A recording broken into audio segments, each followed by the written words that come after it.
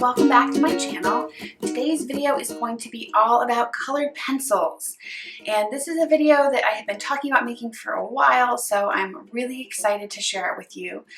I'm going to go over a few different things. First of all, I'm going to go over some different color palettes, basically.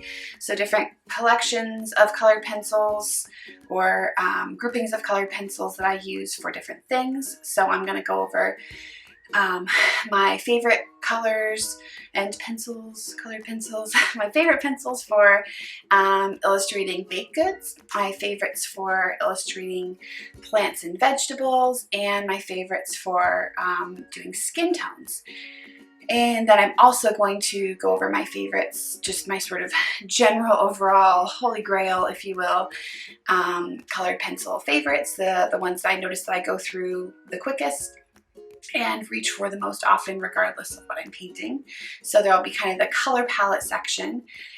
And then if there's time, hopefully, if this ends up being super long, I might split it into 2 videos, but I will also go over how I keep track of my colored pencils, how I store them, and how I kind of inventory and prepare to either reorder or pick up more at the art supply store.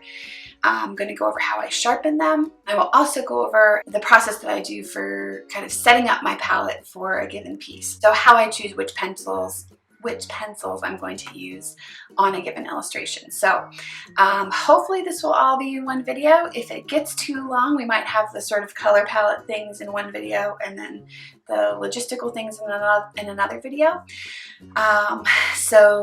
In that spirit of trying to keep things short, I'm just going to jump right in. So we're going to start off with the colors that I use for baked goods, which are goldenrod, yellow ochre, sand, eggshell, ginger root, white, cadmium orange hue, pumpkin orange, burnt ochre, sienna brown, Tuscan red, light umber, dark umber, black grape, dark purple, and yellowed orange, powder blue, neon pink, lilac, light green, and jade green. And all of the color codes and names are going to be listed down in the description box, so no need to worry about memorizing them or writing them down. They'll all be there for you.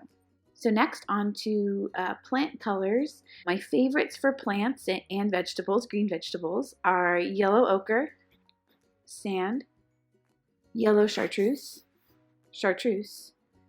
apple green, olive green, dark green, lime peel, artichoke, crimson lake, Tuscan red, dark umber, and white. Next on to my favorites for skin tones: white, 10% French gray, beige sienna, bronze, cream, eggshell, beige, light peach, peach, nectar, deco peach, blush pink, deco pink, pink rose, rosy beige, gray lavender, dark purple, powder blue, pumpkin orange, burnt ochre, terracotta, sienna brown, light umber, dark umber, henna, chestnut, and black raspberry. And obviously I wouldn't use all of these on every single piece, but because skin tones can vary so much from person to person, I'll select based on the individual person that I am painting or drawing. So now on to my general or holy grail favorites: white, putty beige, ginger root, goldenrod, henna, neon orange, slate gray, jade green, lime peel, bronze, Tuscan red, black grape, and cool gray.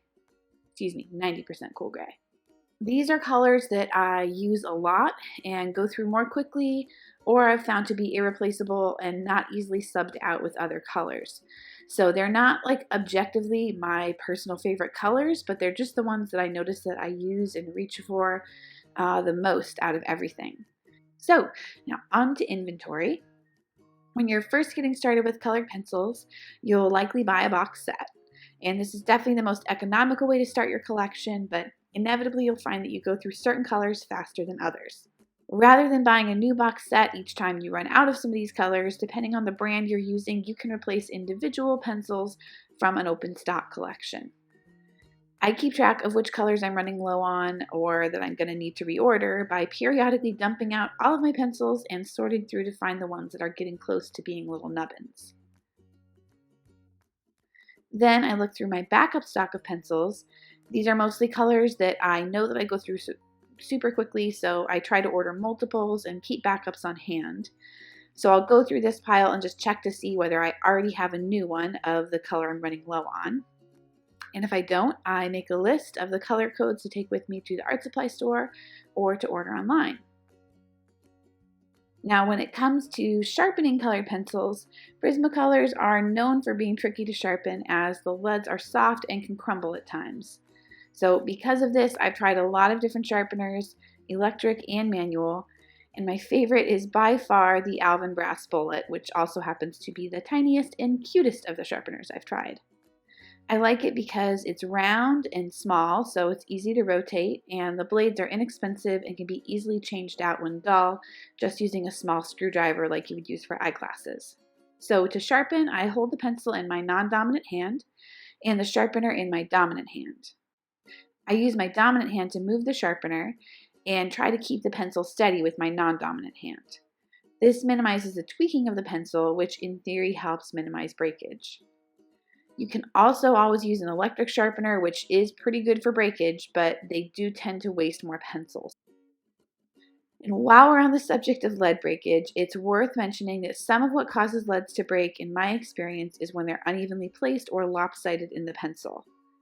You can see that here with the pencil on the left, which is just a little bit off center. The lead is a bit off center compared to the pencil on the right, where the lead is dead center in the pencil.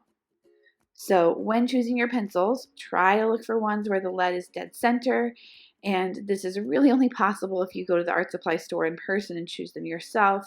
So if you end up having to order them online, you're not always going to be able to do this, but if you are able to do this, it's worth checking just because it can save you a lot of time and frustration.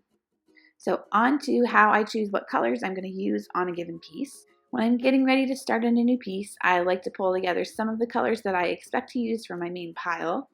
This makes it easier than digging through everything each time I need a color, and to me it's pretty similar just to setting up your palette when you're getting ready to paint. So to do this, I first look at my reference and blur out my eyes, kind of looking for those colors that make up most of the subject.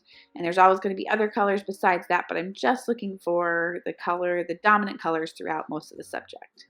So for this one, there are a lot of gold and orange tones, so that's what I'll reach for first, including white, eggshell, yellow ochre, goldenrod, pumpkin orange, cadmium orange hue, and yellow orange. So I also see a decent amount of green in this pastry, especially around the raisins.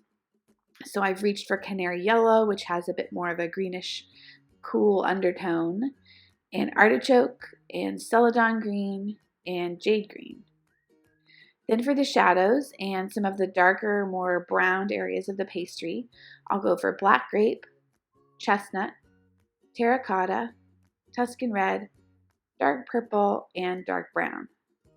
Now, I might select other colors later on as I'm working on the piece, particularly some of those funky colors that I mentioned earlier on in the baked goods list, or I might decide not to use one that I've pulled out already, but this is generally what I'll start with.